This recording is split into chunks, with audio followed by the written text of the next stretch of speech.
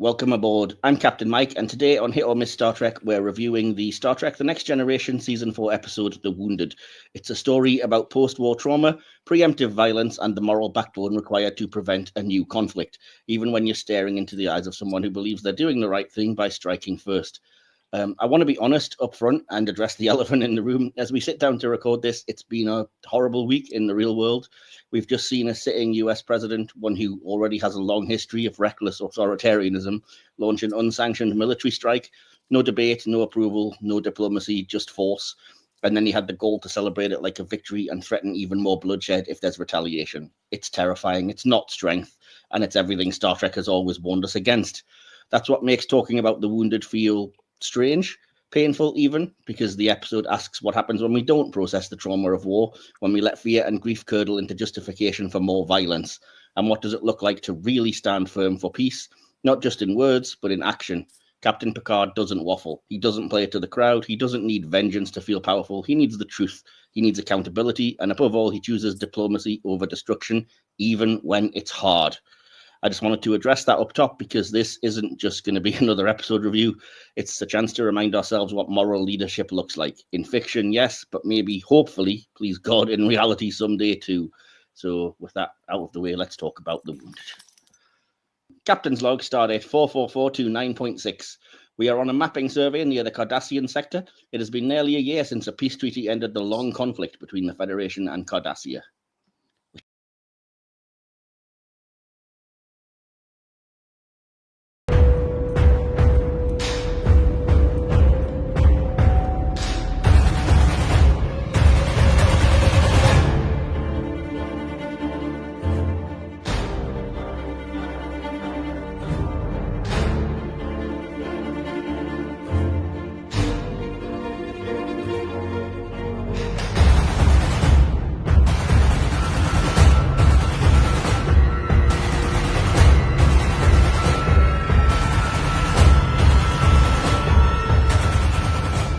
Welcome back to Hit or Miss Star Trek, the podcast where we take a long, hard look at the most divisive, derided, or just plain debated corners of the Star Trek universe and try to answer the only question that really matters. Is it a hit or is it a miss?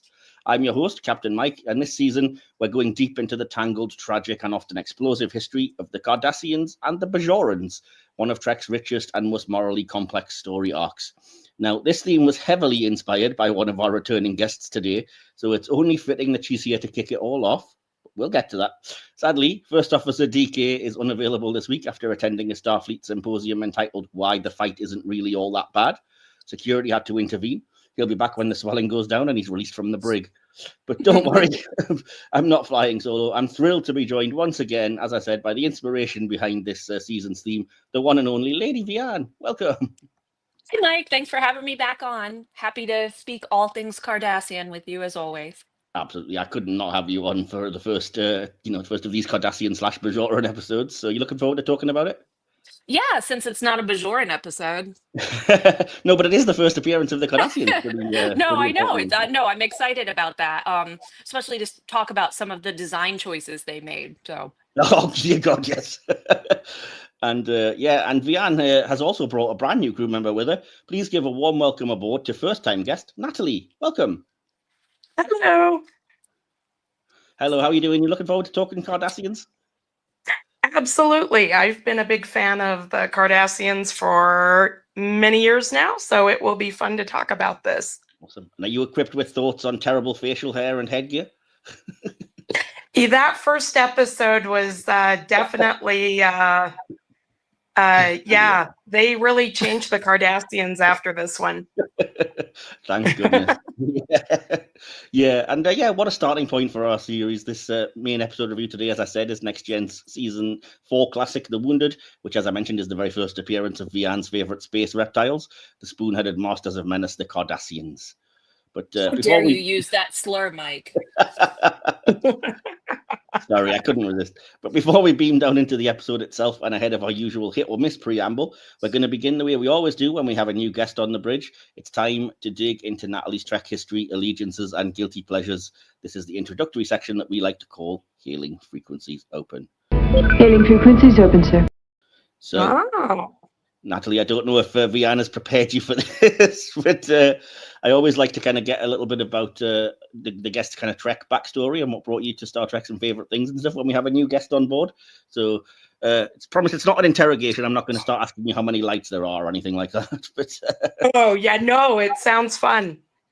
So yeah, it's just a matter of, like I said, just talking about Star Trek, which is always something we enjoy doing if we're big old nerds, which I know I am. So yeah, the first question is just basically what first got you into Star Trek.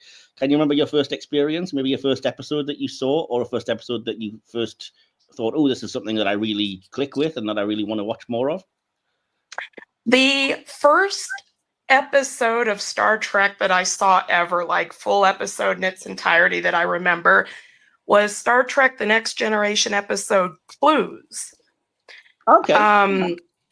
I was 11. My mom knew that I was really into astronomy and outer space and that stuff. And she's like, hey, Natalie, why don't you come watch this? So I went to go watch this, and she didn't realize it at the time, but she created a Trekkie. So that was my starting point. That was 35 years ago, and I've been a Trekker ever since. Still going strong. Awesome, that's cool. You'll have to remind me. Is that the episode with the where there's like a random new first officer on the bridge and they have to get to the bottom of the mystery, or is that a different one I'm thinking of?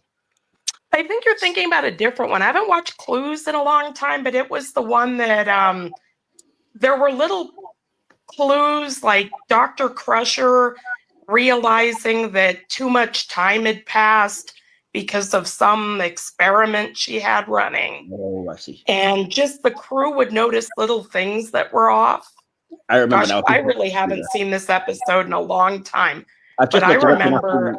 I can only remember that Data was kind of in on it, but trying to keep yes. Yeah. Data had a big involvement in resolving it, but I don't remember a lot about how it ended. That's fair, but it was enough to get you involved and started watching Star Trek, so that's good. Absolutely. Awesome, cool. So yeah, then the next question is, if you had to pick 3 episodes or movies, if you prefer, to show somebody that you think represents the best of Trek, what would they be? Oh, I like the Doomsday Machine from the original series. That's a great one, yeah. Oh gosh. I can't remember the name of it, but the one in Voyager with like Janeway and Kashyyyk, the way she outsmarts him at the end is just top tier. Counterpoint. Captain. Thank you. Yeah, that's awesome. And then I think if I were to show someone just like a fun one, probably Take Me Out to the Holosuite. Yeah, of course, the baseball one.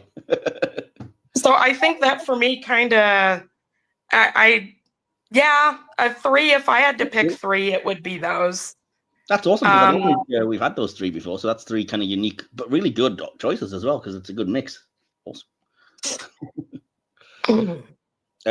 That's cool. So yeah, the next, again, pretty big question then. Do you have 3, if you could name 3 favorite characters across all of the massive spanning Trek franchise? Oh my gosh, this is always a difficult question for me because there's so many characters that I really like. But I guess when it comes right down to it, I really like Damar, Captain Solok, and then this one's always a toss-up between Captain Kirk and Captain Sisko. Okay, cool. Who's Captain Solok? That's not a name I'm familiar with. Oh, Take Me Out to the Holosuite. Oh, that's a Vulcan captain that's just like... That's such a dude. There's so many ideas about him, but... Okay, cool. That's, again, some pretty weird but unique answers. I like it. Cool. And yeah, obviously the kind of the big ultimate question, not to put you on the spot, but just to end this line of questioning, what's your favorite series? I think I already probably know the answer because it's usually the same thing, but go for it. Again, toss up between the original series and Deep Space Nine. I feel like I can't fully make up my mind, but I probably lean a little bit more original series. Oh, thank goodness, because I'm sick of hearing Deep Space Nine. Oh, yeah. I love the original series. The crew and the ship have such a bond that, I don't know, that crew always felt like family to me. Like with each other, just to watch them, they were always together through thick and thin. And the way they really bonded with the Enterprise too, I just don't think that's been duplicated in Star Trek yet. I think that's a very unique element to the original series. Cool. So yeah, my very last question actually applies to both of you then. So Vean, I'll ask you first because we can bring you into this. So we're looking at, like I said, very specifically themed stories this season, Cardassians and Bajorans. So do you have any favorite episodes revolving around those, either or both of those species? Yeah, spoiler alert, we're actually going to review it, and it's Nothing Human. Okay, cool. I think that episode is so brilliant, and the debate that it brings up is kind of timeless. And I actually got into a pretty gnarly internet feud with somebody a few years ago over that episode because I was talking about how it's very obviously a reference to Joseph Mengele. Oh, absolutely. And she was like, nobody knows who that is. You can't, because they're making it seem like Nazism is okay. And I'm like, that is not what is happening in this episode. And yes, people do know who Joseph Mengele is. Thank you very much. Yeah. So, yeah, but I think it is such a brilliant episode. And I think Voyager as a series really did those sort of open-ended debate episodes better than any other series. So I'm excited to talk about that one. My random kind of thing that I completely forgot until just recently about that episode is that it actually stars Zach Galligan out of Gremlins. I completely forgot he was in it. Yeah, he's the Bajoran crew member from Voyager. That's like, you should not be doing this. Oh, yes. Okay. Got it. The weird thing is I met Zach Galligan and completely forgot he was in Star Trek, and I was dressed in my original series uniform and everything. Oh my gosh, that's awesome. I've got a photo of me with him with a little toy gizmo and everything, and I was like, if I'd remembered, I could have been like, what was it like working on Star Trek? But sadly, that wasn't to be. So yeah. So you're going to shout out Nothing Human. Anything else that you wanted to mention from the theme, or you're just going to leave it at that one? Well, I really enjoy the Cardassians, and I think they're such an interesting dynamic species that any episode that kind of features them, whether as protagonist or antagonist, is always an interesting episode. And particularly episodes where you see Cardassians in both lights, like oh God, I'm blanking on the name, where Kira becomes a Cardassian. Second Skin, I think. Second Skin, that was it. Because that features one of my absolute favorite characters of all time, Garrick, and the Cardassian I hate more than any other. And oh God, those big black eyes. Ugh, I can't stand him. He makes my skin crawl. So I think those are always interesting. Again, interesting answers. We're not reviewing that DS9 episode, but we are certainly covering at least another couple in the series. So I'm sure we'll get to them. And yeah, Natalie, the same question to you then. Anything specifically related to the Cardassians, Bajorans, or both that you want to shout out as being a particular favorite? As an episode, I really like the changing face of evil. Oh wow, that is deep dive. If I remember correctly, gosh, it's been so long since I've done a Star Trek like a binge watch on Deep Space Nine or really any of the other ones, where Damar really gets his rebellion off the ground. Okay, and he's really he's got all this going on in the background, and he's about to betray Weyoun and the Founders. And it's an interesting perspective of him as a character, because when you think about the Cardassians as a whole, they're pretty sly, I'd say, sneaky. They do a lot of things in the background where you can't see it. And Damar as a person, when we see him, he's very blunt, very in your face, very not stereotypically Cardassian from what we've seen in other Cardassians up to this point. And in the changing face of evil, he kind of has to go against his own personality in order to affect this rebellion. So we see him start doing things, in the background, more sneaky. And I think that's really interesting because he's learning better how to operate in the environment he's in instead of the environment he wishes it was. Yeah. Certainly so we see some growth there.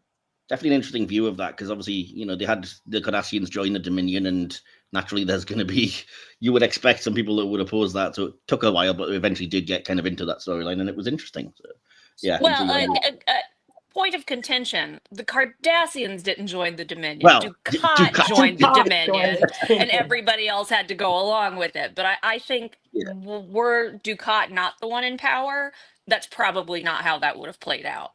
Yeah, this is my point, though, is that it didn't really kind of explore the species as a whole. It was just like Dukat decided it, and then it was like, well, the Cardassians have joined them, so they're the enemy now. And it's like, hang on. Surely not everybody agrees with this. But yeah, anyway. Cool. Right. Well, with that all out of the way, then we can move on to our very next section, the section that gives the podcast its name. That is the hit or miss section. What about my performance? I'm not a drama critic. So, Vean, you're not a stranger to this. You're familiar enough. You know what is coming. Natalie, don't worry again. It's not hopefully going to be too difficult. But basically, if you are a first-time viewer or listener, the hit or miss section is where I pick things completely at random from anywhere in the Star Trek universe, ask if they're a hit or a miss. We debate back and forth and then come up with a consensus and move on from there. The guests don't get to know in advance what it is that I've picked. And because we're doing themed series as recently, I always try to mix in at least some things to do with the theme, though not completely everything, because that would get a little boring. And this series, I've decided to kind of do things a little bit differently, because we've been sort of only getting to 3 or 4 at a time of these, because time tends to not be on our side. And I tend to always come up with 5 or 6 possibilities. So what I've done is I've written down 6 things to potentially discuss, and I'm going to leave it up to fate in a way. I'm going to ask you guys to pick a number each between 1 and 6, and then we can see what that corresponds to on my little list here, and pop the item or whatever up and discuss it back and forth. So, Vean, I'm going to come to you first. Pick a number, please, between 1 and 6, and we'll see what we're going to be discussing. 4. 4. Oh, interesting. So if I can just bear with me, because I need to find the picture so we can put it up on screen for editing purposes and for clarity when it comes to it. So number 4 is an episode. It does relate to our theme because it's heavily Cardassian themed, so you'll be pleased to hear it. It's an episode of DS9, hit or miss for the episode Empok No. And the answer you picked, I'll come to you. I love that episode. Oh my God. Okay. I know Andy Robinson hated doing this episode because he played what he calls the asshole of the week on so many other TV shows. He'd done Dirty Harry, he'd done the psycho killer. But fact is, Garak was a psycho and a killer. And I know a lot of people try and gloss over that. Oh, he was a cinnamon roll who never did anything wrong. He was just abused by his father, and that's why he's the way he is. Doesn't change the fact that he's a psycho and a killer. And I love that when Garak takes these drugs that bring the walls down, this is who he is at his core. I love this episode. I think it's a lot of fun. Probably because O'Brien gets on my last goddamn nerve. So seeing Garak really go at him was extra fun for me. I'm also curious about how strong are the Cardassians really, because he was able to deadlift those bodies and string them up along that promenade with no problem by himself. I love this episode. I think it's great. It's a total hit for me.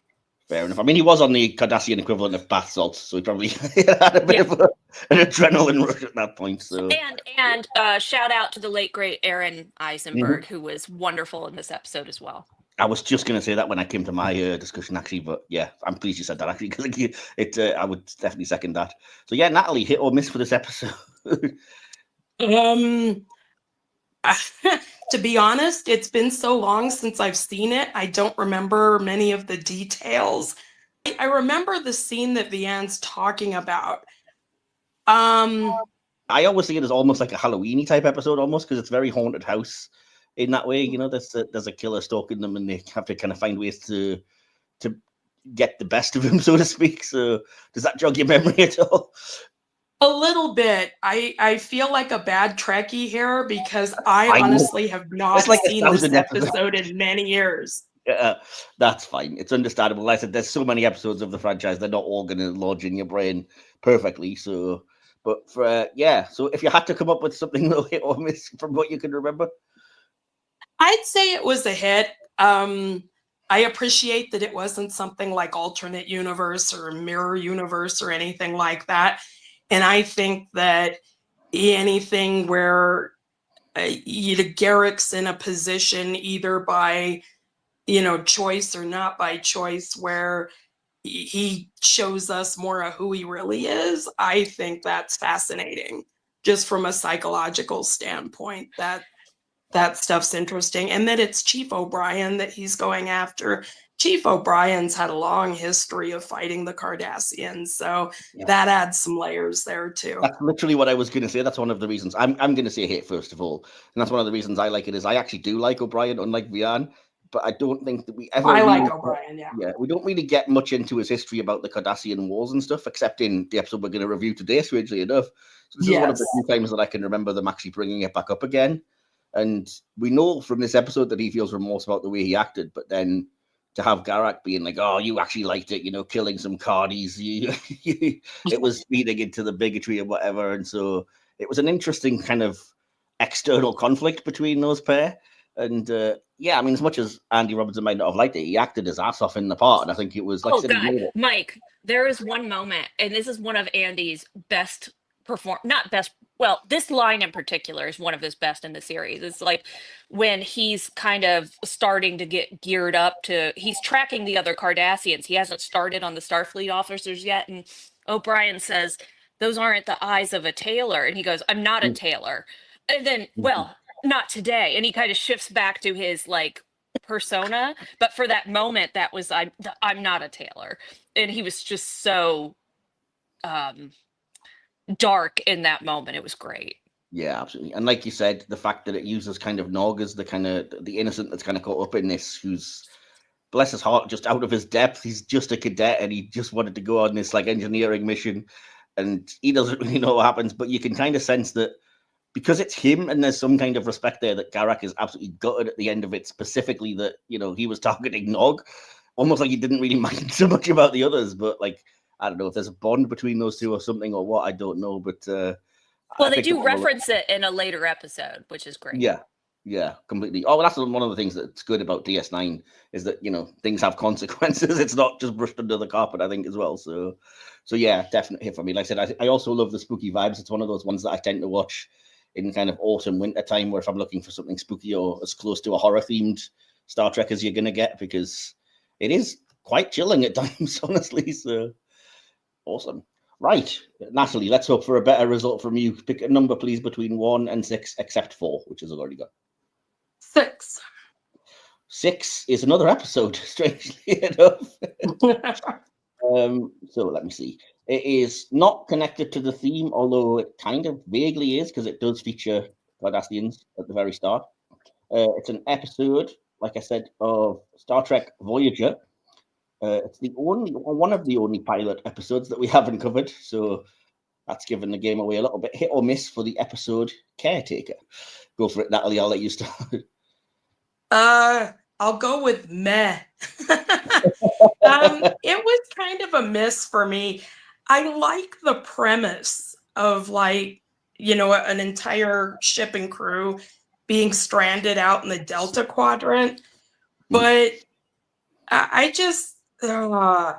understand the quandary that Janeway was in, but I don't know, the whole, picking up Tess and Neelix and just taking them with them, and Voyager's got better episodes. Okay, fair enough. I didn't really click with that one. So we're saying miss then from you on that one. Yeah, I didn't really care for it. Fair enough. Fair enough. You're allowed. Vean, over to you then. Thoughts on this episode? I have the polar opposite opinion. I love this episode. I remember I didn't know Voyager was coming on, and I remember my brother telling me, "Hey, there's going to be a new Star Trek with a woman captain," and being really excited about that. And then when Caretaker came on, just watching it, and I was just riveted right from go, right from this is Gulliver to the end where they're in the stranded in the Delta Quadrant, and um I think it was a great introduction to the characters. I think it really set everything up nicely without being exposition-y. Um, no, Yeah, I and love it. I have to ask, who is she to be making these decisions for all of us? She's the captain. Oh, I'm so glad that you said that. I was like, this is going to go really badly if you don't remember the quote. But yeah, I just love that moment at the end. I really like Janeway as the captain. Like, but I don't think that Caretaker is one of its strongest episodes. I would agree with that for sure. I do appreciate the very difficult decision that Janeway had to make there. That the whole Starfleet, preserving life and the Prime Directives, non-interference thing. But at the same time, like, captains also have a responsibility for, the safety of their crew and stuff. And I think to some extent that's jeopardizing your crew by choosing to remain 70 years from home. So I get that it's a difficult decision. Janeway faces a lot of those throughout Voyager. Oh, yeah. Later on, probably even more of a difficult one. Again, I don't know what I'd choose in her place, but God, what a conundrum. I love Janeway. I guess for me, maybe it's got more to do with I just didn't click with the whole Kes Ocampa. Yeah, that's Neelix thing. So maybe that's why I feel so mad about it. That's probably my least favorite. So I think it's the premise is fine. I didn't really click with the new species that popped up in that one. So that's probably what I'm feeling there. Like Natalie said, are there better episodes of Voyager? Absolutely.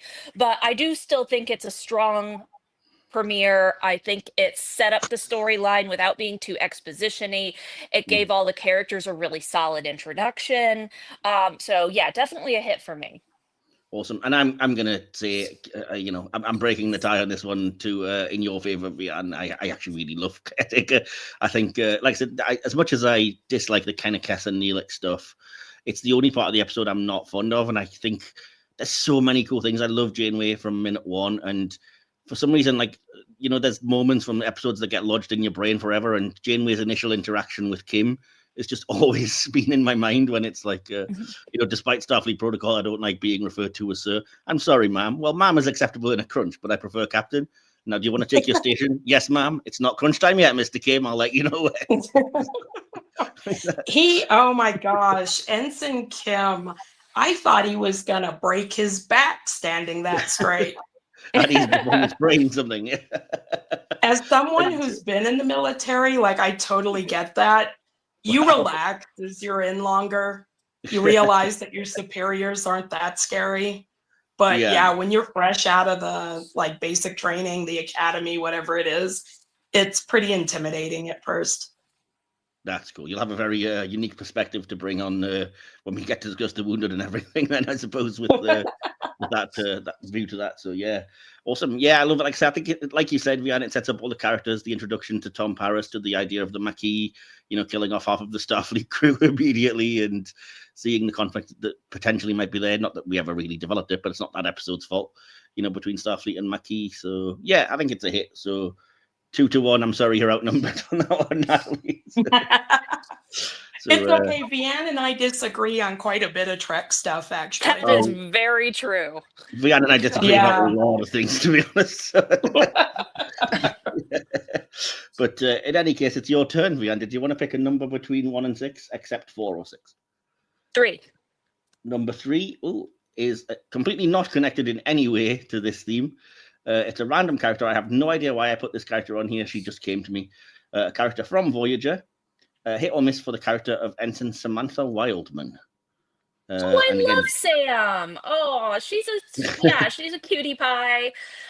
She's a great character to bring some humanity to the series, to bring some repercussions to Janeway's decision. Like, hey, I'm pregnant and we're stranded far away from my family and I have no support system, and it kind of shows how the crew has to become a family over time. And I like that they didn't just use her for that one episode. She was a recurring character all through the series, and she brought Naomi, who was a great sort of way to expand Neelix's character into new areas. So yeah, no, Sam's a hit for me for sure. Okay, great. Natalie, do you have any thoughts on Samantha Wildman? For me, I really like the conversation that she and Tuvok had. Like I think it was the shuttle crashed or whatever, and they weren't sure that they were gonna make it back to Voyager or live long enough to get back to Voyager or whatever the case was there. And Tuvok really helping Sam adjust to the idea that other people will take care of Naomi if they don't get back to Voyager. So that really stands out for me, both as a Sam moment and a Tuvok moment. And then I also remember the episode where Ensign Kim has to take Naomi from one Voyager to the other one, because I guess she didn't survive in one, whatever that fractured timer space was there. I don't remember the name of that episode, but that was a great episode. Yeah, that's the name of the episode. So yeah, I like Sam. Okay, fair enough. Well, I mean, it's incidental because that's 2 hits, but weirdly enough, I'm going to be the dissenting voice. I'm not a fan of Samantha Wildman. I'm genuinely surprised at the popularity, just because it's a character that always came off to me as a little bit wet blanket, kind of, and I just really resent the fact that she never seems to be looking after her own bloody daughter. After like season 3, she just disappears. It's like she was there to be pregnant and provide us with a young crew member that we can claim as, rapidly aged because she's part alien or whatever. And then it's just like every time you see Naomi, she's nowhere to be found. And I'm like, geez, where is her mother? She can't be on duty all the time, surely. So I was always just kind of like, see more of her. There's definitely it takes a village with that one. Like you see Naomi with so many members of the crew that aren't Sam. So I get your point there. We see her with Janeway, Neelix. It's not the actress or the character's fault, but it just feels like she disappears after season 3, and it's kind of like she's mentioned because Naomi's on the ship, but you never actually see her, or not met much anyway, because I can't remember really seeing much of her, and it's just kind of like, geez, where are you, woman? Anyway, it may have been that the writers didn't know what to do with her. Yeah, I guess, but I get what you're saying, but sometimes that's the writing. The writers don't know what to do with her, so they just don't use her, and you don't see her. But it doesn't make sense in the context of the show to not see her. It's a bit with weird. Naomi running around. Maybe it's just my, penchant for drama, but you could have killed her off, and then it would have been really impressive to have all these people racing her daughter. But I suppose that would have been a bit. So, yeah. I mean, it's like I said, it doesn't really matter because we've said 2 hits to my miss, so I'm kind of pleased in a way that it's an overall hit, because I'll probably end up rewatching seasons 1 and 2 at some point and being actually, but the episode she is in, she's pretty good. So there we go. So yeah, we'll do one more then, and again, Natalie, I'll come to you to pick either number 1, 2, or 5. Let's do 5. Oh boy. Number 5 again has nothing to do with the theme. It's a starship, because I often like to put these in because I'm a big old ship nerd. Slightly controversial, shall we say. There's a picture going to be on screen in case you're not familiar with it. So hit or miss for the Jaeger class starship. Natalie, good luck with this. It's you up first. And it's going to load in a second. It is working. There we go. Oh, some of these Jaeger... It looked like a Klingon warbird meshed with Voyager. Like it's actually a kit bash. It's kind of awkward looking, yes. It's a kit bash of an Intrepid class and a Maquis Raider, and it's so obvious that's what it is. It's It's horrible. yeah. No offense. You know, I probably shouldn't say that because I'm leading the witness, so to speak. But my word, it's freaking ugly, isn't it? Really. I struggle with some of like Starfleet ship design. Some of them are straight up ugly. Yeah. So hit or miss for this design. It's a miss. I'm not digging that. Yeah. I wish I could tell you exactly why, but I haven't quite landed on it. It just looks awkward to me. Oh, I can tell you exactly why I hate it. Like I said, it's just such an obvious kit bash. You can see that, the back of it is a Maquis Raider. They've stuck nacelles on the wingtips, which just looks stupid. Then they've shoved, they just rammed an Intrepid class saucer section into it. It's such an obvious, like, oh, we've got kits that we can combine into something. Let's do it. And it doesn't work. It's not even like they're both Starfleet kinds of ships. And so it's such a horrible mishmash. It just doesn't fit. It doesn't look like anything. And my biggest giving me insect vibes. It just appears so often as well because it's one of the ones that's always kind of floating around DS9 in the stock footage. And I'm just like, no, it's horrible. I don't want to see this thing. But, yeah, so I'm going to say miss as well. So Vean, not that it matters, but what are your thoughts on the Jaeger class? Yeah, to paraphrase Mystery Science Theater 3000, that's one butt ugly spaceship you got there. I love that show. Oh my god. Oh my god, that is awful. It looks like somebody took Voyager and tried to pimp my ride it and failed miserably. Well, it looks like another ship ran into the back of like an Intrepid class starship. That's like it doesn't. Awful. They're not even. It's like they got some junkyard parts and just hot wired them on. It's awful. Like some kick bashes can work if you're combining other Starfleet parts and you come up with, like, we're going to talk about, one of them in the episode we're going to review. The Nebula class is basically just a kit bash of Galaxy class parts and a little extra bit on the top, and it works. That was beautiful, though. The Nebula class is beautiful. Exactly, yeah. I love that. But this, I mean, no. No. Just no. Whoever came up with it, it's a terrible idea. Crime against humanity. That's. That might be the first unanimous miss I think we've ever had. We all randomly hate that shit. But oh well, we'll see what the audience thinks when I put that up after the episode goes live. So yeah, that's we'll leave the hit or miss section there for this week before things get any worse, and we'll jump straight into the episode review, which, as I said many a time, is the Next Generation episode, The Wounded. Spark analysis. And before we go any further, I have continued this series, what I've been doing for the last couple. Again, if you're a regular viewer, listener, you'll know that I stole the idea completely from the Delta Flyers. I'm not going to even disguise that fact. But what I've been doing is doing a haiku and a limerick to basically summarize the episode in a kind of fun, pithy way. And again, we don't expect our guests to do that, but I do always say if you want to join in, you can. So, Vean, I did give you the heads up ahead of time. Have you written anything for this? Should I ask? Or not? No. That's fair enough. I don't really expect people to, as I said. I think myself and sometimes DK jumps in on it, but it's just my excuse to do something a little bit funky and approach the episodes by a different route. So what I'll do one of them before we start getting into the review and one of them at the end when I'll hopefully remember. So I'm going to ask you guys to hopefully come up with a consensus. What would you like to hear first, limerick or haiku? Vean, you first. Haiku. Haiku. And is Natalie? Haiku's fine. Okay. Right. My haiku for The Wounded is actually quite deep. The limericks are usually a bit more fun, but the haiku, I got kind of into it. So my haiku to summarize The Wounded is as follows. Old wounds still bleeding. One man's war has not yet stopped. Peace walks a thin line. So, yeah, I'll hopefully get back to you with the limerick at the end of the review. Like I said, fingers crossed I remember. And, yeah, we'll dive into the actual review and start the way we always do, which is by asking if you can remember the first time that you saw The Wounded and what your kind of initial first experiences with the episode were. I think I might have been a bit too young to fully comprehend it, so I'll provide that little proviso before I get into it. But, yeah, Natalie, you're the guest, so I'll come to you first. What can you remember about the first time you saw this episode and what sticks in your mind?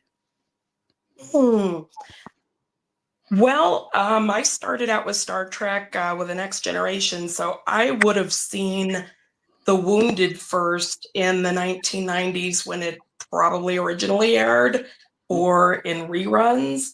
So I'm not exactly sure I remember what my initial thoughts were, other than the facial hair definitely was weird with the kind of makeup that they were doing.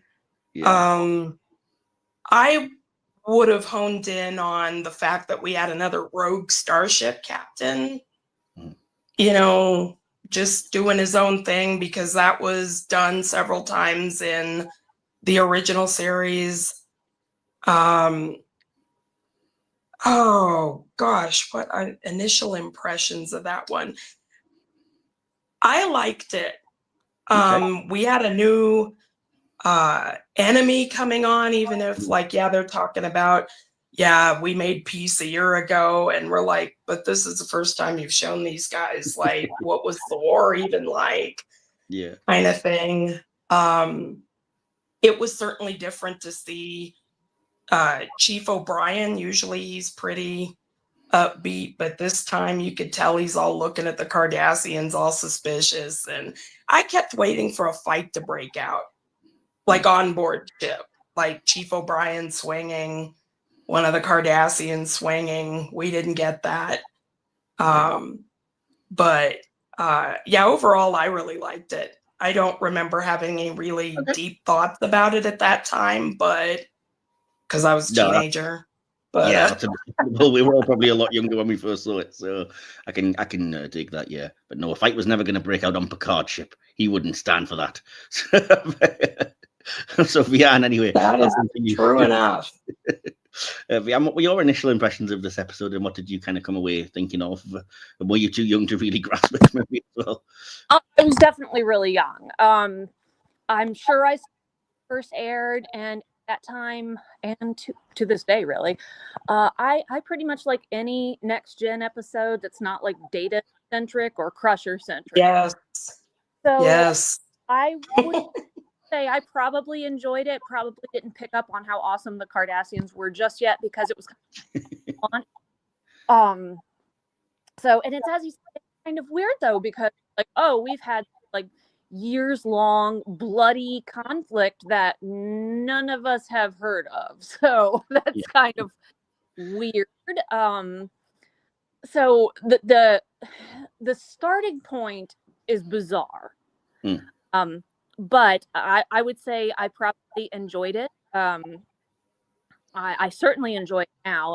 I've seen it, you know, not as many times as other Cardassian centric episodes, but I do think it's a great introduction species, and it brings up a really great philosophical debate, and I love some Picard, so you know. Awesome. I couldn't agree with you more on that one. So yeah, no, as I say, I wasn't really old enough to understand, I think, quite all the level of kind of the moral and ethical dilemmas at play, and the full kind of political spectrum that was being displayed with Picard trying to tiptoe around starting a war and everything. I don't know if I fully grasped the kind of the meaning of that, but I do know that when I first saw it, being British and watching it in England, I was very aware of the poem that they sing, actually, the song The Minstrel Boy, as it relates to kind of what they call, quote unquote, the Irish Troubles. So that was something I was very familiar with, and so that particular kind of moment rang, you know, that hit very hard, because I was aware of the backstory regarding all of that. Other than that, all I can really remember is like thinking Picard was cool and loving the new spaceships we got to see, the Nebula class and the Cardassian ships and everything.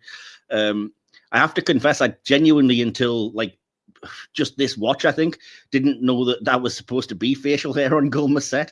I thought it was just part of the Cardassian makeup. Like it was just really weirdly shaded. Yeah, no, I read it in the, like, as I was doing my research for this episode, I read, yeah, it's the only Cardassian ever to sport facial hair, and I was like, oh wow, is it? Okay. Yeah, he made a choice. I don't know what choice there.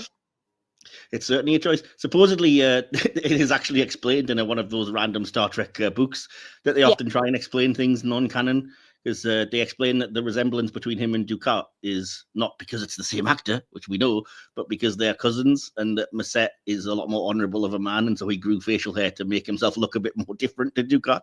Yeah. Yeah, that is. I don't want to be associated with that man ever. Gotta love That's the reaching. Yeah, so that was our kind of initial impressions. But before we go any further, I'll jump into the section that would normally be DK's purview. But as I say, he's not here this week. So it falls to me to give you some behind-the-scenes information about this episode. Hopefully that's not too dry and that might interest you. And we can also potentially leap some discussions off that. So without further ado, we'll begin our analysis and go behind the scenes.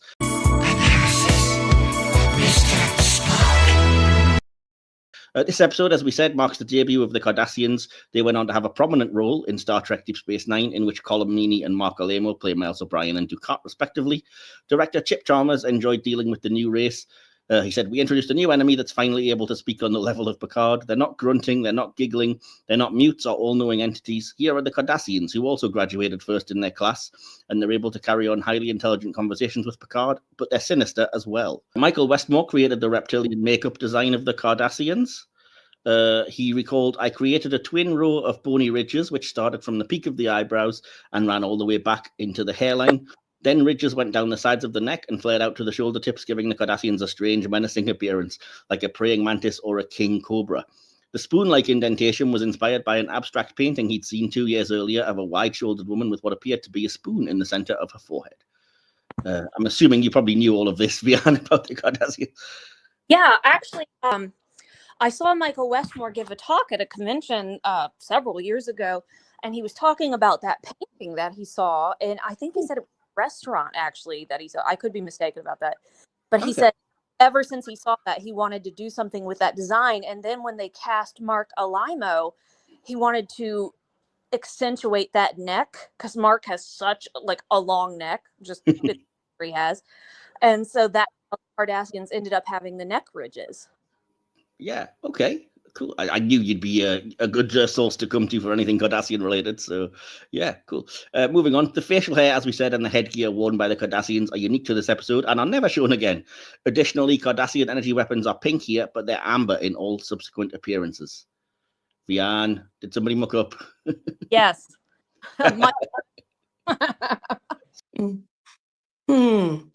Oh my gosh, like I've got like a few thoughts on this episode. Yeah. I was like, just from watching it last night. I didn't know if you would mention that you were in the Army, but I told Mike that you were, but I was like, I don't know if she's going to mention it or not, but she's going to have a really unique perspective on this episode, because obviously it's served. So it when you've been in the military, you look at guys like Maxwell with a little more, it's not as black and white to you when they do stuff like that. For me, more, it's like kind of look at Picard. I think didn't act quickly enough in certain instances. So I actually kind of look at Captain Picard with a little more scrutiny in this episode. interesting. Ooh, also, cool. Well, yeah, as I was saying, talking of muck-ups in this episode, it marks the first appearance of Kanar, a Cardassian alcoholic beverage, but the pronunciation here is Kanar, which differs from the later appearances, as I said, pronounced Kanar. Vean, which is it? It irritates me. It is Kanar. Kanar. Drove me crazy. And it's like, oh, it looks a certain way in this episode, and then when Garak has it, it's orange, and then when Tamar has it, it's dark, and then when somebody else has it, it's blue. It's called different varietals. So it all still tastes like Caro syrup, though. Oh, that sounds horrible. And as to what Kanar is, if it's some people think it's fermented fish juice. I think it's probably cactus derivative. But yeah, Kanar. Kanar is as I said earlier, this is also the first appearance of the Cardassian Gallo class warship. Yeah, not much to say about that. Jerry Taylor, who wrote the teleplay for this episode, recalled it was sort of Heart of Darkness with the rogue captain out of control. It started with the idea that if you had been at war with a country and now you're not at war with them anymore, you can't just immediately become friends if you're trained to look at people as the enemy. It's hard to now be their friends. While in the 24th century, people have a much more expansive view of the galaxy and are able to do it a little better, we planted the idea that some people had just a little more residual problem with that sort of thing and harbored some resentment. It's a very provocative kind of area to get into. The material was somewhat epic in nature, which is always fun to do, and yet at its core was this very personal story between him and Picard, where two strong and able people face off against each other. Yeah. Anything you wanted to add there, ladies? Well, I just think as soon as you see Jerry Taylor's name come up, you know you're in for a good ride. Yeah, co-creator of Voyager, so awesome. Yes. Nice. The scene where O'Brien and Captain Benjamin Maxwell sing The Minstrel Boy was suggested by Michael Piller. Speaking of good writers, The Minstrel Boy was originally written in memory of those who died during the Irish Rebellion of 1798. For the production staff, the scene became one of the highlights of the episode. Rick Berman remarked, "That was a wonderful hymn that was used in The Man Who Would Be King. I always loved it, and we worked it in where O'Brien and Gunton's character sing it together." Likewise, Jerry Taylor commented, "There is the wonderful device of the song at the end of the episode, in which Colmini really came into his own and did a wonderful job. When he and Maxwell sing that song at the end, I just really loved that moment." So that's a good opening line to ask you guys. What are your thoughts on that moment? Are you cringe or good? Cringe. I knew you'd say that. What about you, Natalie? I liked it. I liked that O'Brien was able to diffuse the situation without just by knowing somebody, he was able to get Maxwell to cooperate, which was something that Picard wasn't able to do. And usually Picard's pretty good at de-escalating things. So in that sense, I think the fact that O'Brien had served with Maxwell and knew who he was dealing with helped to really de-escalate the situation at the very end. So I like it. It served its purpose.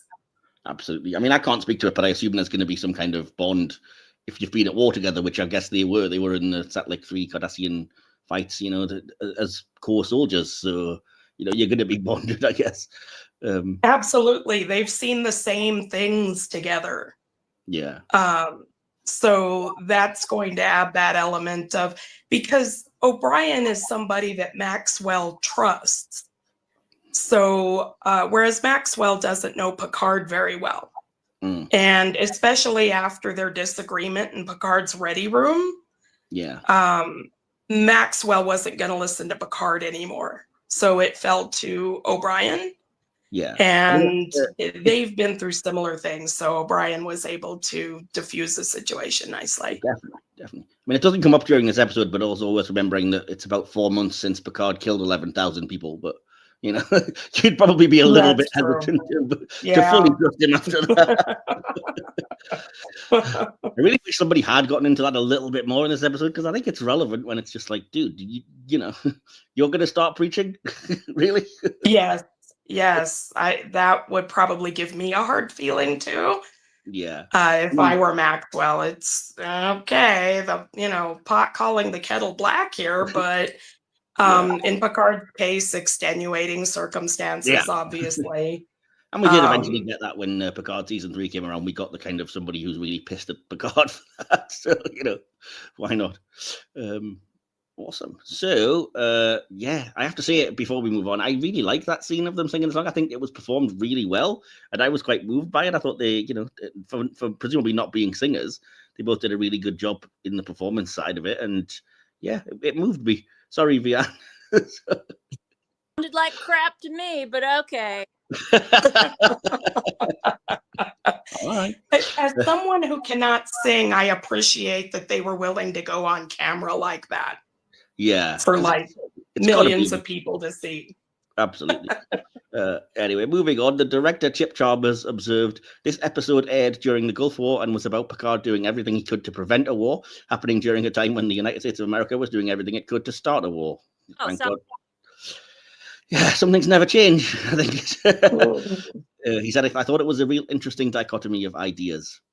On the more nerdy side, Gates McFadden, Beverly Crusher, does not appear in this episode, and besides season 2, in which he wasn't a regular cast member, this is McFadden's only non-appearance. I have to say, didn't notice, but I did read that on Memory Alpha, so it must be true. And either, but now that you say that, I'm like, Yeah, I think that she didn't. That's weird. Yeah. Didn't catch that either. No. We didn't see much of Counselor Troy either. No, not much which for is Troy there, yeah. Yeah. I mean, there's not really much use for Troy, considering we know Maxwell's motives pretty well. She's not just going to sit there and be like, I think he wants to destroy the Cardassians, Captain. Oh, really, Counselor? He didn't have Captain. Exactly. Anyway. That's true, but I thought we'd see more of her just because of the tensions on board ship with the Cardassians around. Like, I remember in the transporter room, that scene, she turns around and gives O'Brien a strange look. Yeah. I like that because it's implicating that she's kind of picking up on his hostile thoughts towards the Cardassians because they've just beamed in. It's subtle, but Which is interesting because later he tells Keiko that he's perfectly fine with them. So there's some he's obviously in denial. Non-self-awareness there with him throughout the episode. I think he says that to Keiko, but he's clearly in denial because that's right after he's also said to the Cardassians, "Yo, it's up to me who I socialize with, and I don't like you, so go away." Yeah, he was kind of back and forth all episode long until the end. Yeah, exactly. Yeah, basically goes full racist. I don't think he realized the war was over himself until he had to tell Maxwell that at the end. Yeah. Like when he was the one who had to deliver the message that the war was over to Maxwell, I think that's when it finally hit home for O'Brien too. There's definitely reasons behind all of it, and we'll get into it because there's a couple of really strong ones, and including something that Trek deals with, I think, on a couple of occasions, not always as effectively, but yeah. The final bit of information I have is that this episode contains the first appearance of the Nebula-class starship, which it's also the only appearance of a Nebula-class ship in this particular configuration, which I have to say is the one that I prefer. I prefer the little circular bit on the top compared to the triangle bit. Maybe it's just me. Yes. I don't know. Yeah, the only other thing that I had to mention then is that this episode has some deleted scenes. I don't know if you guys are aware of this. Several scenes were filmed but later cut during editing. These came to light in March of 2013 when Canadian Star Trek collector Cyril Paciulo, owning several more Next Gen episode workprints, uploaded the contents of an early workprint VHS tape to the internet. He was put in contact with CBS in a timely fashion, and these scenes were able to be included on the Next Gen Season 4 Blu-ray set, where they can be found on disc 6, which is weird because the episode itself is on a completely different disc, but never mind. And if you're curious what these are, I did take the liberty of watching and noting them down. Act 1, Scene 15 has Picard attempt to calm the nerves of the senior staff before the Cardassians board the Enterprise. Act 2, Scene 16, Riker discusses Maxwell's actions with Chief O'Brien. Act 2, Scene 26, an extended version of the dinner time discussion between O'Brien and Keiko. Lots more talk about really gross Irish food. Act 4, Scene 41, Maxwell marvels at the Enterprise bridge and encounters Gulmasset before visiting Picard's ready room. That's a pretty cool scene of them both just glaring at each other. Act 4, Scene 42, there's an extended version of Picard's ready room meeting with Maxwell, where Picard infers that Maxwell has no documentation to back up his accusations. And finally, the last scene in which Picard warns Gulmasset, Picard is seen stating, "Take this message to your leaders, Gulmasset. We know, we'll be watching, and we'll be ready." In the edited version, Picard ends by simply saying, "We'll be watching." I think is a lot more effective and a pretty cool punch the air moment for me anyway. So, yeah. Any last thoughts on any of the things I mentioned there then, you ladies? I love that last scene where Picard tells Gulmasset, "We'll be watching." I love it because you can see Picard not agreeing with Maxwell's actions, but understanding them. Mm-hmm. And it goes back to a couple scenes before that where they encounter that final Cardassian ship that has the big old force fields around it, where they hadn't encountered that with the other Cardassian ships so far in that episode. The one that looks suspiciously like a Packard ship. That was that light bulb moment for Picard, I think, where he realizes that there's probably something to what Maxwell's been after. Now Picard has to consider the possibility that Maxwell is really onto something bigger. And while that doesn't make Maxwell's actions right, it does change the dynamic between Picard and Masset in the final scene. You can feel the distrust between, Picard and Masset. and that distrust is kind of going to permeate the rest of the tenuous piece there going forward. Definitely, absolutely. What about you, Vean? Any last thoughts on anything we discussed? No, I'm anxious to get into the writing because I have a point of contention. Okay, well, firstly, I'll give you my thoughts then on that last bit, because we were just talking about it there. So I have to say I fully agree that it's a really great scene, but also this episode is just chock full of fantastic dialogue. And that's one of the ones that kind of struck me, is that, you know, in a glorious way of not being black and white as well, the scene where Picard says, in the same scene, actually, the end scene, he says to Macette, you know, Maxwell was one of our most decorated officers in war, and if he couldn't find a role in peace, you know, we won't condemn him. We can pity him, but we definitely won't condemn him for his actions. And as it's interesting, kind of not that Picard doesn't kind of just immediately, oh, he's scum, shook him to the wolves or whatever. And as I said, because Picard basically hints that he knows full well that there's more going on with the Cardassians, but he didn't want to start a war. But kind of leaves that last line as like, I didn't want to start a war because we're not ready for it, but don't think we're weak. We're keeping an eye on you buggers, you know? So I kind of appreciated that. But anyway, Vean, did you want to respond to that, or did you have whatever your bugbear was with the writing as we move swiftly into that? I'm sorry, you cut out for a second. You're asking me about the writing now? Yes, absolutely. We'll jump into the usual kind of sections that we break it down into, and we'll start with the writing and the plot. And Vean, okay. You said you have something you definitely wanted to mention. Yes, because I do enjoy the dialogue. I think the dialogue is wonderfully written. However, and this unravels the whole episode for me, O'Brien was the technical officer on the Rutledge for years. Yeah. He went to the academy.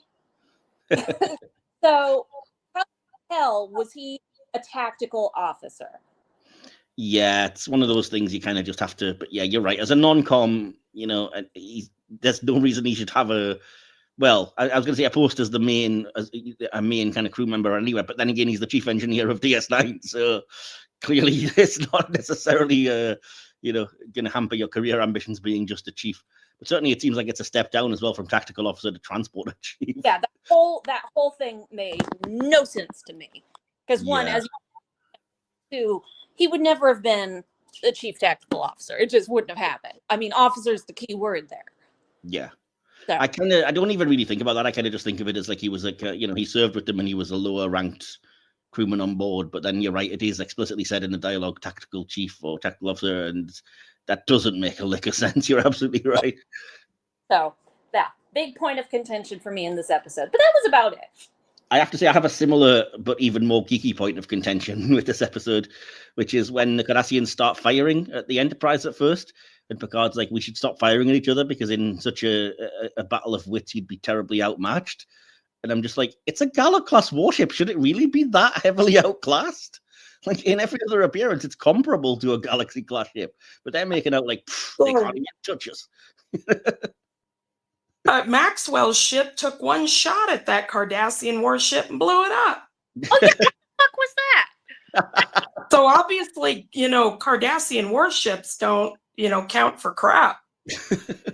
But in every future episode, they're quite, even in the Dominion War, they're on the front lines quite a lot, and they seem pretty sturdy. But in this episode, yeah, you're right, it's like one-hit kills. What's going on with that? Anyway. Maybe it was a really old ship. Look like asteroids on the screen out there. Remember that game? I was just like, wow, one shot, one kill.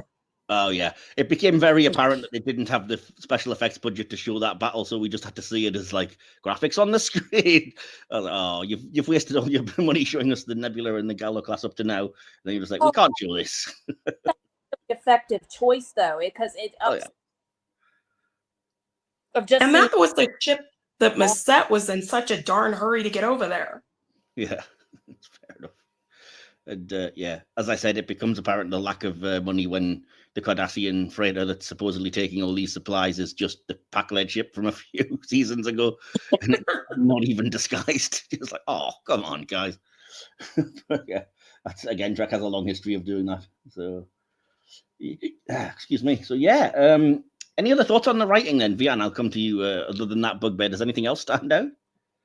I think the dialogue is actually really exceptional. I think there's a lot of, dare I say, humanity to it on all sides, whether we're talking about the scenes with Keiko and O'Brien eating or the little quiet moments between Picard and O'Brien, or O'Brien going over to Maxwell, or the many, many instances between the Cardassians and the Enterprise crew. I just think there's a lot of humanizing what actually goes on in war. And it's like black and white. It's not like good guy, bad guy. It's like, look, there are people. These are real people. They're not an abstract, that is the enemy. These are people who want to sit down and let's have a drink together, or let's kill each other, or let's, it's more complicated than that. It's not just an abstract form. It's reality. Yeah. There's a lot of nuance in the dialogue and the acting in this one. Oh, definitely, yeah. Is there anything that specifically stands out? Because I don't want to, step on anyone's toes and just say things that you guys would have had. Is there any bit of dialogue or any moment that stands out as being especially powerful or relevant to you guys? Oh, I'm just going to save my favorite bit for the end where Mike asks. Favorite moments, yeah, that's fair enough. So, Natalie, what were you going to say? There's actually what stands out to me a lot in this episode is the one Cardassian that's trying to reach out to people and be a little comfortable on the Enterprise. Asking for help with transporter technology probably wasn't a smart move. That really raised O'Brien's hackles. But I didn't really feel malice from him like I did the other one. No. I think he was just trying to navigate being among strange people on a strange ship. And so that was interesting to me, because we get a lot, especially in Deep Space Nine, where they talk about the Cardassians as being very xenophobic kind of thing. So looking back on that in this very first episode, it was interesting to see that Cardassian kind of try to reach out. Definitely. That's one of the things I like about this episode, is that you see only 3 Cardassians, but they're all 3 very different. And it shows that, the species aren't a monolith like any species. It's not a question of they all come from the same place. So you had that one really scary looking, big, heavy set Cardassian guy who was obviously up to no good, who tries to break into the computer. And again, that's a really cool moment when Gul Macet's like, this guy's going to be disciplined. And Picard's like, oh, think nothing of it. It's over with now. We can't let any one man affect peace in this way. And Macet's, I don't know if I would be as forgiving in your shoes, Captain, blah, blah, blah. And then there's the one guy who's clearly reaching out to O'Brien that's just trying to be friendly. He doesn't seem to have an ulterior motive. And there's Macet who falls somewhere in between. Like, he does want to discipline that guy. He doesn't want to seemingly start a war, but he's obviously, as I said, the end makes it much less ambiguous. Like, there is something clearly going on here, and he's kind of hiding it from Picard and co. So, like I said, I like that there's all kinds of shades of grey going on there, and they're all different. I also love the scene with that one Cardassian guy, the friendly guy, where, he kind of breaks down O'Brien, and it's in 10 forward, and O'Brien says, it's not you that I hate. I hate what I became because of you, which is such a powerful line about war in general. And again, I love the way that's acted by Colmini when he's like, oh, they were attacking, and I fired a phaser, and this guy just vaporized in front of me, and I'd never killed anything before. So, he felt awful about it, understandably. So we also learn about the Cardassian perspective of Setlik 3. Like, they were given different information. Exactly. So it's like on both sides didn't really know what was really going on. So I think it was interesting to get both sides of that. Definitely. That Setlik 3 was just a clusterfuck. I mean, yeah. Yeah. But it's interesting, those different perspectives, because it sounds at first, when they first describe it, it's like, how dishonorable were the Cardassians? And then you realize that's just probably propaganda from the kind of Starfleet side of things. And yeah, as you said, it was just a complete mess, really, from all sides. And that's what happens in war, like you said. And then it leads to people killing people that didn't want to be killing, and the personal cost of it one way or another. And, Maxwell lost his family, and that led to this whole situation. So it's a fascinating way of kind of looking at all that. And again, I can't remember the exact specifics, but when I think it's O'Brien's talking to Keiko and saying that, the Cardassians must be dishonorable, it must be this and that. And she says, like, oh, I think everybody thinks that about the enemy when we're at war, but it's, without putting it into many words, it's bias, it's bigotry. So you kind of have to get over that. And as you said, it's there is no war. The war is over. O'Brien kind of has to say that to himself to kind of reinforce that fact, I think, as well. it's quite deep stuff for a little kind of fun space show at times, you know. So, and yeah, so let's see. Did you have anything else you wanted to mention, Vean? It sounded like you were ready to criticize my praise of Colmeany's acting. No, I think HoM was a. I'd love to talk about the acting. Is that what's next? It is, but I have a couple of things I wanted to bring up about the writing. First of all, I really love the tense moment where the Phoenix is going for the Cardassian ship, even though you only see it on the little radar screen thing. And I love that Picard's debating with giving the codes and has to kind of wrestle Worf with the idea of it, and then actually does that, which is kind of potentially a shocking moment, like giving the access codes to the ship. So yeah, I felt the tension during that. It was quite kind of submarine movie-esque, I think, in moments there. And did you guys have a similar feeling about that scene? I thought that scene was brilliant. I think it really underlies how there's a command structure and there's a way of doing things, and you don't always agree with what command is telling you. And Worf still follows Picard's orders, even though you can see he is not 100% on board. And I think that underscores the point of the episode where you have Maxwell, who should have done something differently. He should have relayed his concerns to Starfleet rather than going rogue.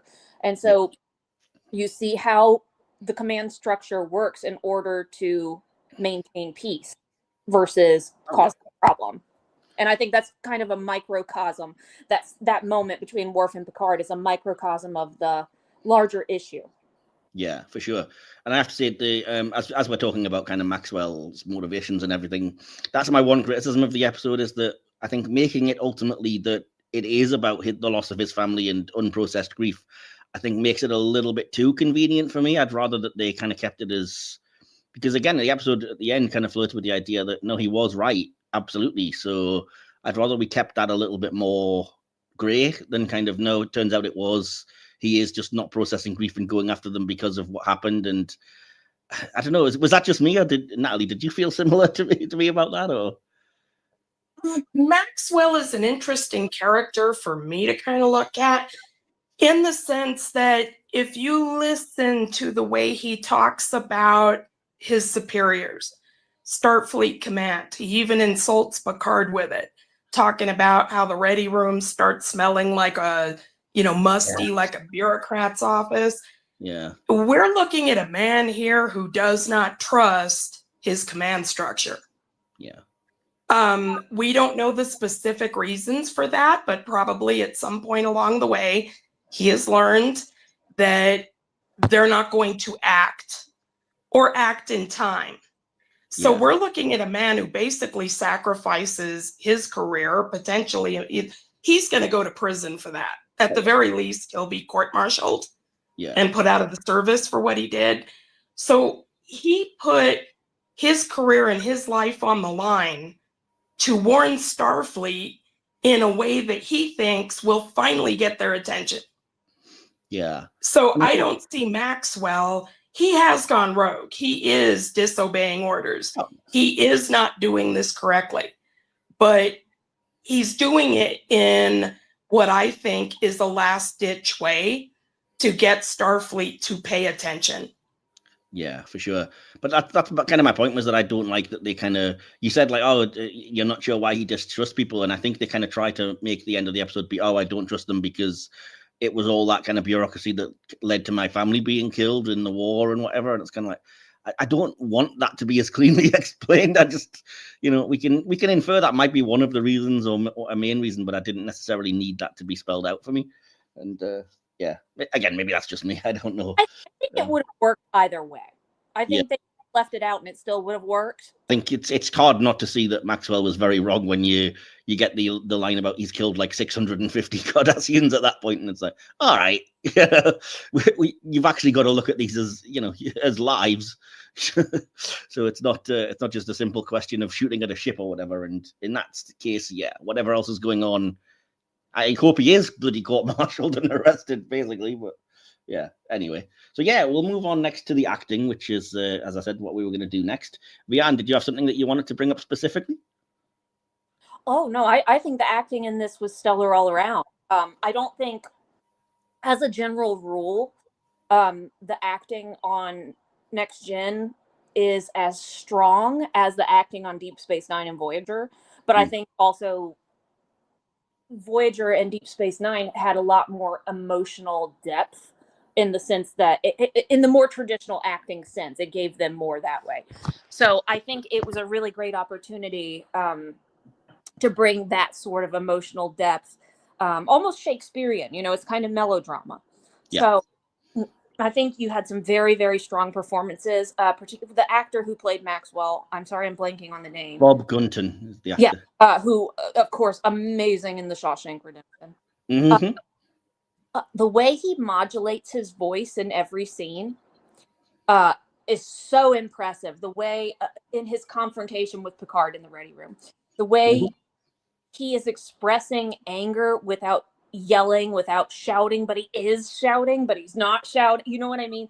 And then when he's talking to O'Brien about what happened on Setlik 3, and he's angry, and then the sort of break in his voice to this softness when he talks about the women and children. Yeah. And how the jovial quality when he first transports over, and oh god, You got that silver tongue from kissing the stone. yes, smile and those bright eyes. I just think this was kind of a masterclass in subtlety. Yeah. Which is one of the great things on film and television versus acting at the stage. The camera allows you to do these really micro emotive sort of expressions, whether it's in tone or whether it's just in the eyes. And I love that about this medium in general. I also think this, as always, Stewart gives outstanding performance. And I think this really gave him some moments to shine, but Picard has so many of those. So Yeah, definitely. So what about you, Natalie? Is there any standout from the acting or anything you wanted to kind of to shout out specifically that you think was done well or done not so well?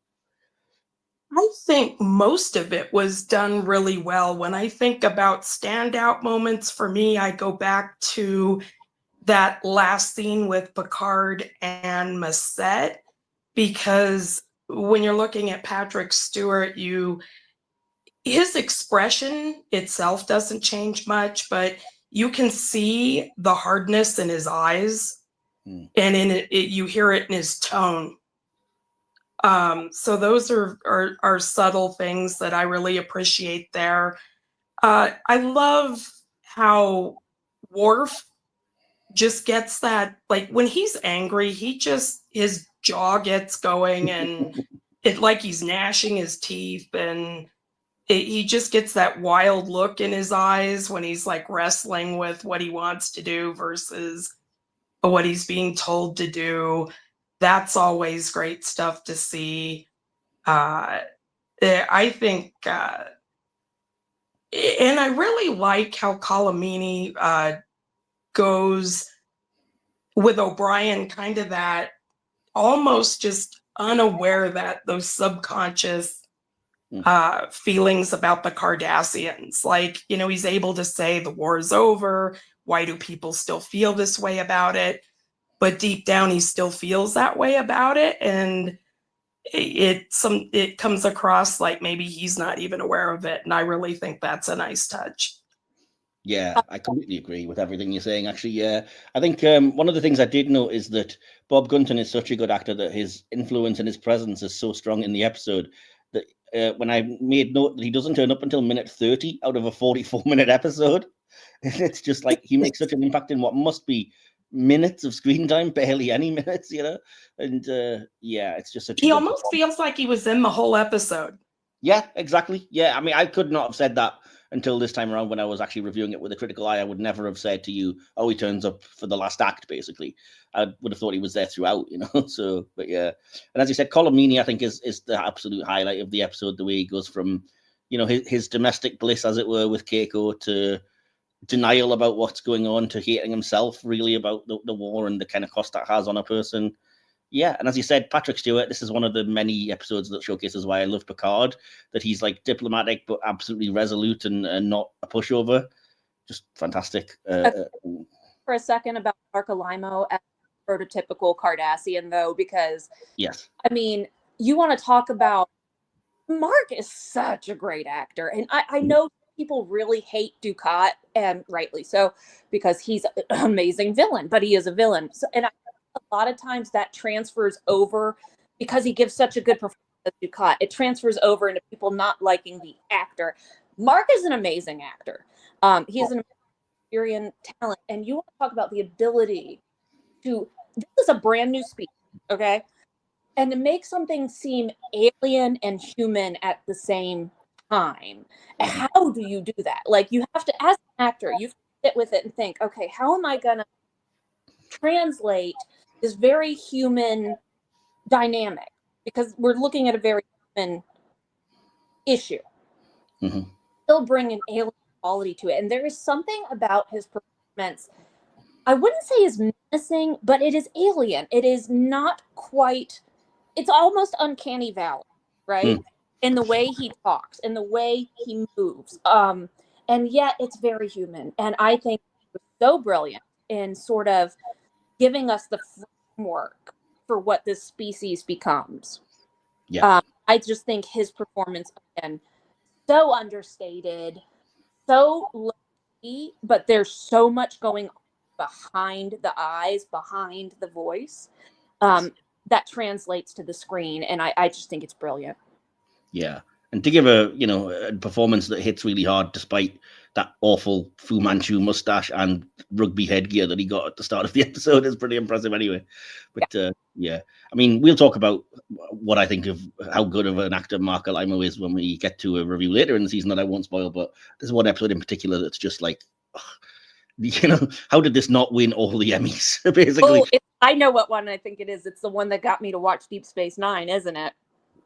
Possibly. I don't know which episode that was. Okay, scratch that. Anyway. Yeah, but yeah. So no, I mean, I can't really add to that. You've said everything I was going to say about Mark Alimo, and he is a great actor. I mean, this isn't even his first or last appearance in Next Gen. He's been, a dog-like alien. He's going to be a human 18th century gambler, and he's never the same in any of those performances, but he always gives a great performance. So yeah, I think he's great. And yeah, Natalie, do you have any thoughts on Mark Alimo? Because that was the one actor I don't think we mentioned. I think he's a wonderful actor. I haven't seen him. Well, actually, I can't say that. I have seen him in a few episodes of like Chips, and I've spotted him in a few other things. And he has quite a wide range. Yeah. But one of the things that what makes him, I mean, people hate Ducat. I mean, you've got like a certain, sect that they just loves Ducat. But the ones that hate him, I mean, he's such a polarizing character and whatnot. But Alimo as an actor is what makes you can't have a character that creates such strong emotions if the actor can't generate that. So the fact that he plays these characters that are, so talked about and there's such strong emotions about, that just tells you how good he is. Definitely. As an actor. That's just Just amazing. Big soliloquy once, and it knocked my socks off. He was so good. I can believe it. Cool. Well, he's got a lot of presence. Just standing there, he has a lot of presence. Yeah. As I say, it's a shame that scene was deleted, because there is a fantastic scene where Maxwell is on the Enterprise bridge getting taken to the ready room, and there's a scene of just him and Massette staring each other out for a second, which is really good, because you can sense the tension, and they don't even say a word to each other. You can sense that Bob Gunton as Maxwell is like, what the F is this guy doing on the bridge? And Massette is just like, you've just killed a bunch of people, and it's all there without a word, So yeah. Anyway, moving on. I don't want to keep us here too much longer, so I'm trying to get as quick as I can through the other things. So I don't have much about the direction, which would be the next section. It was by Chip Chalmers, as I said. I do have to say, I think the couple of things I did note, first of all, I love the shot of Maxwell on the view screen where he makes it look deliberately dark and cramped, and the camera is almost, extreme close-up, because that's the mental state of the guy, I think, personified. I did like the scene of them singing as much as Vean didn't, and I love the solid focus on Picard at the end, where it's like he's basically giving the Federation's stronger position to Mazet and trying to say, don't mistake us for pushovers. And that's all I have. So did you guys have any thoughts on the directing that I haven't mentioned? Yeah, there's basically two methods of directing. There's somebody who's very stylized, who has a very distinct, recognizable style. Think your Tim Burtons, your Quentin Tarantino. You can watch something go, this is a Quentin Tarantino movie. This is a Tim Burton movie. The other kind of style of of directing is don't let them see your fingerprints, where you don't pick up on the directing at all. And this is a very clear case of don't let them see your fingerprints. Yeah. Yeah. I think that's TV in general, which is why it's always difficult to talk much about the direction. It's just usually if I spot a little flourish here or there, I'll mention it, but there's not a lot to kind of bring up because TV directing, as you said, is often don't, make yourself appear bigger than the material, I guess. So, yeah. Did you have any thoughts on the direction then, Natalie? I don't know that I do. Vean knows more about acting and directing and the whole filmmaking thing than I do. I don't really have anything that jumps out at me that I wanted to comment on there. No, I can understand. And it's the same. The next section would have been VFX production design, which again, I don't have much that we haven't already mentioned. I like the starship battles that we actually get to see. The proto-Cardassian costumes are crap. There's nothing really else I can say about that. And yes, I noticed the obvious cheap outs, but they work with the kind of battle map graphic and the reuse of a ship. And that said, whoever it is that did the Phoenix Ready Room, I think did a really fantastic job of dressing that set because it looks completely different than anything, even though it probably was just a redress of an Enterprise D corridor or something. I don't know, but I really liked the way that set looked, and it gave us a little bit of a hint of Maxwell's, again, internal thoughts and feelings. So, yeah, any thoughts on VFX production design then, Vean, that we haven't mentioned? Oh, I'm glad we did. I believe it was the Galler class ship. Yeah. So, always, I used to really hate the Cardassian ship designs, but they have grown on me over the years. So I got a little tickle out of seeing it here for the first time. I love the Galler class ship. I love that it's the only ship where the top-down view is the species badge, basically. Like no other species does that. Can you imagine if the Federation made a starship that was in the shape of a delta? Yeah. Oh, wow. Okay, yeah. Sort of crustacean, bug-like, sort of horseshoe crab look. Yeah. But no, I think we've kind of this subject to death already. Yeah, cool. I don't have much to add. Like the next section after that would have been music and sound, which, as you said, the whole point is that it's subtle, but it's effective. You don't really sense a fingerprint to it. So before I move to the audience's response, which I don't have a lot about, I was just going to ask you, ladies, if there's anything else, any last things you wanted to mention that we haven't brought up? I can't think of anything right now. No, proceed. Cool, fair enough. So yeah, the next section, as I say, I always put out on social media asking the audience for their thoughts on the episode. I don't know why, but for some reason there wasn't much on this. I don't know if it's just because it kind of rings sadly kind of true to life at the minute, or people just didn't have a lot of thoughts on this episode. I don't know. But I did get some things, and so without any further ado, there we go. I will open our subspace communications for this one. Incoming transmission. So, I have one slight thing from Discord, from the Star Trek Discord Classic Trek Talk. Frank Fury 74 simply says, good episode. As I said, we are struggling for feedback. I did have to include that. Over on Facebook, from Star Trek Fun Quadrant, Ronald Wilson, no relation, says, it's a next-gen classic. The first Cardassian costumes are very silly, but that's just a minor blip on a stellar character-driven episode. A major step up for O'Brien's character, too, still a while before DS9. From the group simply titled Starfleet, David Stahl says, 5 stars for sure. Maxwell is a tragic figure, but Picard handled it exactly right. Even if the Cardassians were rearming, that didn't give Maxwell the right to unilaterally decide for the entire Federation to restart the war, especially because there's a big case to be made that the Federation wasn't ready for it at that point. And that's why the Maquis suck too. Yeah, pretty much. And finally, from the group Star Trek Wholesome posting, Virginia Galloway says, time has passed and I'm not as clear on the details of the episode as I'd like, but I interject here that whether playing Gul Macet or Gul Dukat, Marco Limo was a very compelling Cardassian. I think it's just echoing what you were already saying, really, wasn't it, Vean? So, yeah. So, with that out of the way, then, the next thing we have to do is give our favourite character, moment, and line from the episode, as I always like to do. And again, Vean, I know you were prepared for this because you said you were saving your favorite moment. So I'm going to come to you first and give your favorite character moment and line, if you don't mind. It's probably one and the same. And it's where Picard is talking to O'Brien about anger. And yeah, you've stolen mine. My favorite line. But yeah, where he is saying, you know, when you've been angry for so long, that times you forget what it felt like to not be angry. And I think, you know, having studied psychology, obviously, and having dealt with trauma, not wartime trauma, I did not serve, I have never fought in a war, but I think that rings true no matter what it is you've dealt with. And, you know, as I always tell people that my default reaction to almost any stimuli is anger. You know, so, and I think it's a really poignant moment, and it gives you a pause. It gives you a chance for reflection and to think, okay, how am I processing things? Why am I feeling this way? And should I maybe address that? And I think just a bombshell moment from Patrick Stewart. Just such a master of those little speeches. Yeah, for sure, definitely. So you're reading between the lines, I'm guessing you're going to say a favorite character would be Picard, and that's your favorite moment, and line would be that moment. Yeah, I would say that's my favorite moment. I really enjoyed Mayset. He may be my favorite character because I do think that he's being honest when he says he doesn't want the war to continue, that he doesn't want more violence, and yet he is hiding what the Cardassians are doing. But he has to. These are his people, you know. He's not going to be a traitor to his people, even if he maybe doesn't agree with what's going on.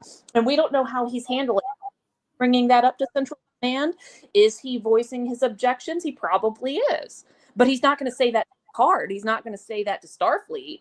So I think he's a really cool character.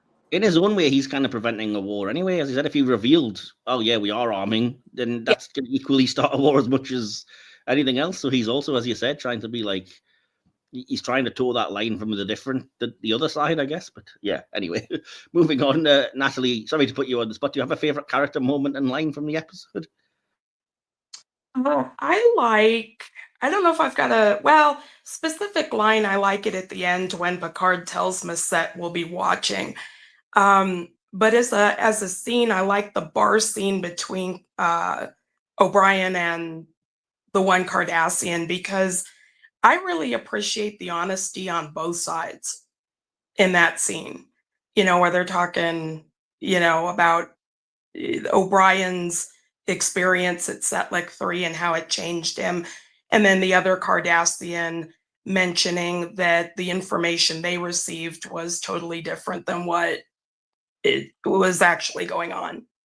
Yeah, like, I can't argue with that, but I have to say, for my part, my favorite character, I have to say, O'Brien was, for me, 100% the MVP, just the kind of emotional gamut that is run from this episode, and the kind of the various shades that are shown. My favorite scene was the Ready Room scene, just because I think Gunton and Stewart are two fantastic actors, and they're both acting their butts off in that scene, and there's so much going on, you know, under the surface, the way that Maxwell is like insulting Picard without outright insulting him. As you said, the way he's like, oh, it's starting to smell like a bureaucrat's office in here, and trying to justify his actions, and Picard's, as you said, just calmly like, where's your proof? What's, you know, what have you got? Give me something. I just love that scene. And yeah, my favorite line, almost went with, you know, I don't hate you, Cardassian, I hate what I became because of you. So shout out to that one. But I actually went with the line that Vean mentioned, which was, I think when one has been angry for a very long time, one gets used to it and it becomes comfortable like old leather. And finally, it becomes so familiar that one can't remember feeling any other way. I think that's very important, timely, powerful. It reminds me also, there was an episode of Voyager, not a great episode, an episode called Nemesis in season 4, which was basically a Chakotay episode, which is probably why it mostly sucks. But basically, he gets drawn into like a war against this species, which is entirely propaganda based. And I didn't like the episode itself, but I loved the bit at the end where he just finds himself disgusted at this alien species who have done nothing wrong because he's been through all the propaganda and stuff. And he just says, I wish it was as easy to stop hating as it was to start. And yeah, I think a very timely Trek message. Yeah, cool. So yeah, then we just have to give our conclusion then to wrap things up here and our score out of 5. But before we do that, I did promise you guys a limerick based on this episode. I have remembered. So if I scroll through my notes to try and find it, be gentle if you hate it. My apologies, I suppose. But yeah, so my limerick for this episode is as follows. A captain with vengeance to bear struck Cardassians out of despair, but Picard held the line with O'Brien's bold spine and proved justice needs more than just flair. So You like that one? Very thank nice. you. That's better than there once was a captain from Nantucket. There once was a lady from Venus whose body was shaped like it. No. That one was very good. No, that Awesome. Thank you so much. And yeah, so Vean, did you want to go first with your conclusion and your score out of 5 stars? yeah, I would say 4 out of 5. It's not Okay. like blown 5 out of 5 for me. I do have little quibbles here and there, as I almost always do. Solid episode. I think it brings up a really important issue. And unlike Voyager or Deep Space Nine or some of the other series, maybe not Enterprise. Enterprise was pretty black and white, but I think this is more of a black and white episode, which is kind of typical for Next Gen. Whereas Space Nine and Voyager, they bring up issues and leave the answer more open-ended, which I appreciate. But yeah, I would say 4 out of 5. Solid episode. There's really no levity to it, which is always interesting when you're talking about such a heavy subject, that they didn't feel the need to interject any jokes, any really moments. And all around really, really solid performances, and as always, great writing from Jerry Taylor. So Great. Yeah. Natalie, did you want to give a conclusion and score out of 5? Are you feeling all right enough to doing that? Sure. Yeah. I agree with Vean. 4 out of 5. I think I might have been able to give it a 5 if Picard had done a few things a little bit differently or faster. But otherwise, I think the writing was solid. The acting was wonderful. And it was a nice, deep plot with some nuance in there. We got some good character depth. Overall, I thought it was a great episode. Okay, great. Yeah, I'll give my conclusion, and if you'll forgive the pomposity, it's always quite structured and written out because it's the only way I can understand things. I just said this is a perfect example of the kind of story Star Trek does best, and an extremely underrated episode. It uses the sci-fi genre to explore the nature of war, its psychological toll, the tightrope of diplomacy, and how difficult it is to stop hating. But even within that, it avoids easy answers or black and white thinking. Maxwell is clearly a broken man. His actions are wrong, yet Picard stops fully short of condemning him. And the script hints that Maxwell might actually be right. Whether his actions were wise or justified is up for debate, but what stands out is that his paranoia isn't paranoia. The Cardassians, too, are presented as multi-layered, continuing the franchise's tradition of keeping the audience guessing, are they being honest, or is it all a facade? That moral murkiness almost implicates the viewer, making you feel the unease of slipping into potential prejudice. It's heavy material handled with sincerity, emotional weight, and incredibly strong performances. The fact that these themes remain just as relevant, if not more so, is a sobering thought. But Star Trek still gives us hope in leaders like Picard, good men like O'Brien, and writers who don't shy away from big questions. Honestly, I can't really fault the episode. My only minor gripe is that 45 minutes isn't long enough, but the time is used so effectively that even that feels like a compliment. I actually went with a 5 out of 5 for this episode. I really liked it. It hit me, I think, quite hard. So, yeah, putting those scores together, dividing by the 3 of us here, gives a final score for The Wounded of 4.3 out of 5, which is very good. I think that's going to be at the top of the scoreboard, I think, at the end of the season still. So it remains to be seen. But yeah, it's interesting. And I think we've had a great discussion about it. So yeah, how do you guys feel about that score? I think that's a pretty good score. Yeah. Sounds Natalie's appropriate to me. Awesome. Right. Well, yeah, that'll do it for this week's episode. Then we can stop admiring Maxwell's ship and laughing at that ridiculous Cardassian headgear. It just remains for me to thank Vean and Natalie. Thank you both for joining us. Vean, I'm assuming Thank you for having me. Oh, anytime. Vean, I'm assuming you don't really have anywhere people can find you online or anything you wanted to plug. Yeah, because of certain situations, kind of taking a break from my social media presence. But if you do want to find me on Blue Sky, it is Lady Vean, LadyVean, where you'll find me as your Cardassian Queen. And for the record, yes, I love the Cardassians, and I know a lot of people for an analogy for the Nazis. I disagree. The discussion for a different day. That being said, Yes, I love the Cardassians, but fuck the Trump administration, fuck the Republicans, and fuck the right. Thank you very much. Yeah, it's kind of hard to disagree with you on that one. So yeah, if you are still, by the way, supporting any of these actions and you're listening to the podcast, just don't. We don't really want you. Just there's the door.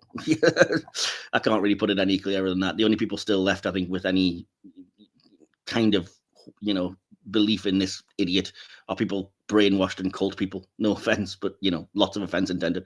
Anyway, moving on. Natalie, sorry about that rant. Did you have anywhere that you wanted people to find you online? Anything you wanted to plug? I don't really have anything right now. I've been pretty quiet on social media recently, so not at the moment. No problem. No. And feel free to edit this out if need be, but I just want to say Natalie is a fantastic writer, and if you are aware of fan fiction, you should read it. Natalie, where can they find your fan fiction?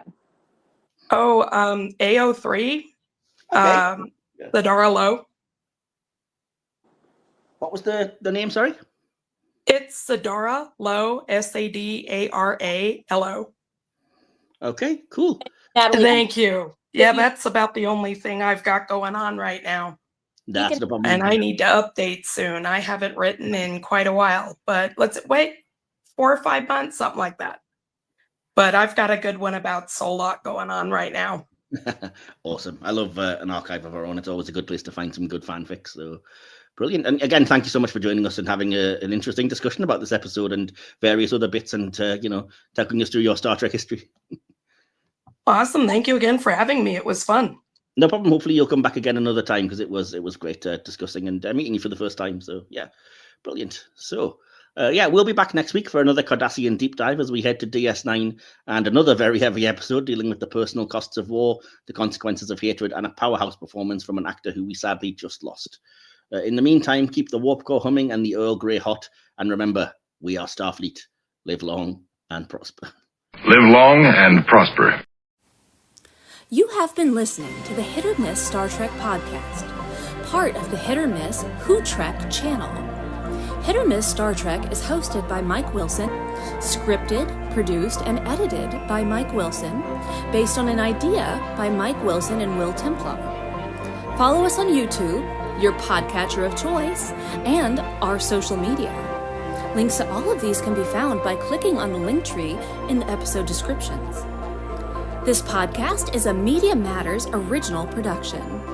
Don't forget to like, subscribe, and share this podcast throughout subspace. We'll be back for another thrilling trek through the stars soon, but for now, hailing frequencies closed. Try to warp out of here at once, maximum speed.